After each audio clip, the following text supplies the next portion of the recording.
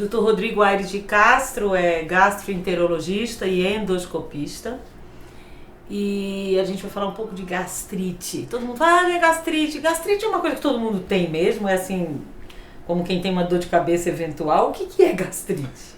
A gente chama de gastrite toda e qualquer inflamação da camada superficial do estômago. Então, toda inflamação, independente da causa da inflamação, nós chamamos de gastrite. Então, o estômago a gente divide ele em camadas, né? Quando apenas a gente atinge essa camada superficial, um processo inflamatório, isso é gastrite. Todo mundo tem? Não. Nem todo mundo tem. É muito comum? É muito comum. A grande questão é, todas as gastrites são sintomáticas ou não são sintomáticas? O que é sintomático e não sintomático? Nós chamamos de gastrite sintomática daquele paciente que tem sintomas decorrentes desse processo inflamatório. Okay. Então, o que é o mais comum? É o paciente se queixar de azia, de queimação no estômago, de mal-estar, de um peso no estômago, aquela sensação de empachamento, né? De que comeu muito mais do que realmente ele comeu.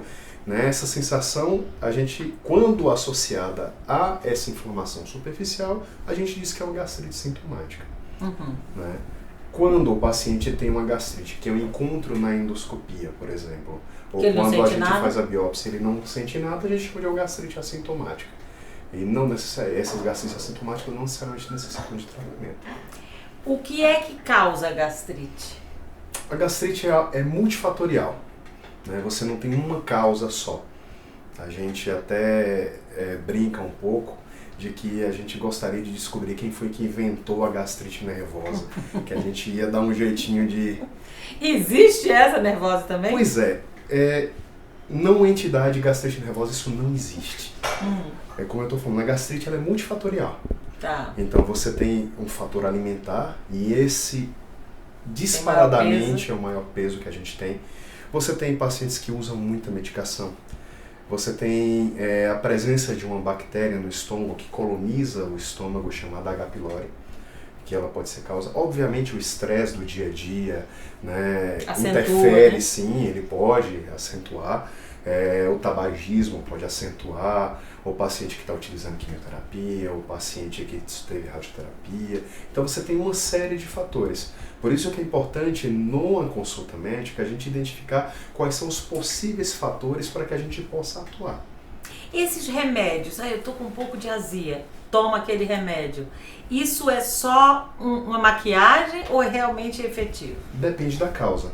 Se você teve um sintoma isolado, por decorrente de uma má alimentação, e você fez uso da medicação naquele momento, sim, de repente resolveu aquele problema, pode ser que você não volte a ter. Né?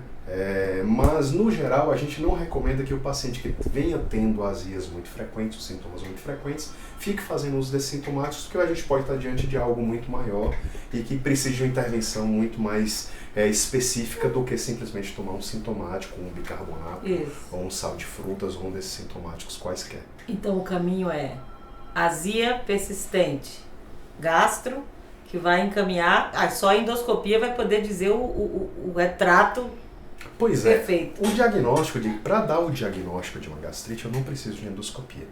A endoscopia ela é uma ferramenta que eu vou utilizar para tentar graduar, achar, identificar o H. pylori ou algumas outras possíveis causas. O diagnóstico ele é clínico. Então, sentando com o paciente no consultório, ouvindo as queixas dele, examinando, a gente vai dizer, olha, o mais provável dos seus sintomas é que você tem uma gastrite. A endoscopia como ferramenta, ela vai, eu vou olhar, vou avaliar, mas confirmar, né?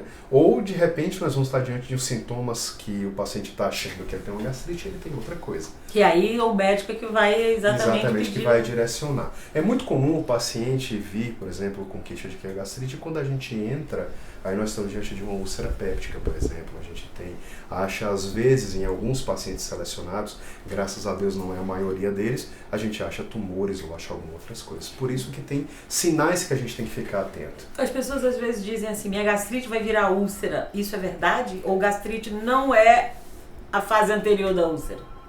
Isso é um pouco complexo para responder, porque assim, obviamente, nós chamamos de úlcera, só para você entender, quando a inflamação, a lesão, ela passa da camada superficial e ela atinge camadas mais profundas.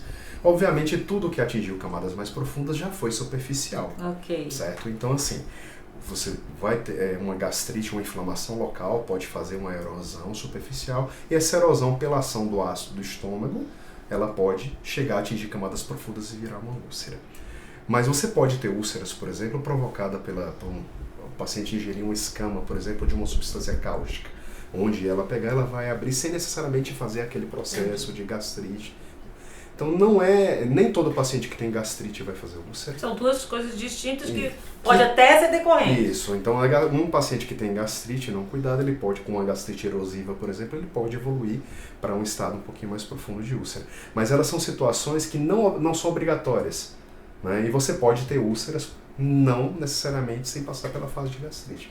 Uma lesão aguda em cima, localizada, uma lesão isquêmica, você pode ter uma série de fatores para isso. Então é importante que o paciente que tenha sintomas persistentes, a gente possa fazer uma avaliação mais detalhada disso e poder ajudar. Independente de ser úlcera, de ser gastrite, o paciente tem que entender que ele está diante de um grande desafio. O diagnóstico, o exame, ele é uma etapa, mas não adianta nada se o paciente não estiver disposto a mudar a vida dele.